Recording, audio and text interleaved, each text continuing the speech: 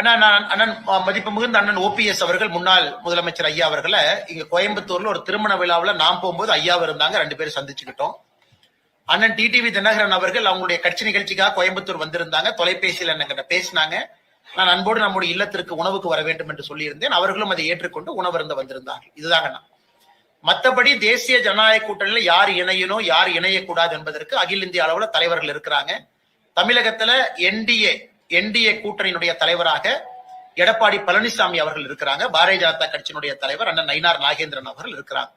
அதனால சரியான நேரத்துல இவர்கள் முடிவெடுத்து சொல்லுவார்கள். இவங்க பேசுவாங்க யாரு வரணும் யாரு வரக்கூடாதுன்னு. எங்களை பொறுத்தவரை வலிமையான என்டிஏ இந்த தேர்தலில் இருக்கும் பொழுது நம்முடைய வெற்றி வாய்ப்பை இன்னும் பிரகாசமாக இன்னும் சிறப்பாக 3ல் 2 பங்கு ஜெயிப்பதற்கு நமக்கு ஒரு வலிமையான என்டிஏ வேணும். அந்த வலிமையான என்டிஏல யார் இருக்கணும்? இன்னும் நிறைய பேர் இந்த கூட்டணிக்கு வராம இருக்கிறான். உதாரணத்துக்கு தேமுதிக, உதாரணத்துக்கு பாட்டாளி மக்கள் கட்சி, அவங்க எல்லாம் வரும்பொழுது இந்த தேசிய ஜனநாயக கூட்டணி இன்னும் வலிமையாக இருக்கும். அதனால் சம்பந்தப்பட்ட தலைவர்கள் தகுந்த நேரத்துல உங்களுக்கு பதில் சொல்லுவாங்கன்னா, நான் ஒரு பதில் சொன்னா தவறா போயிருக்கேன்.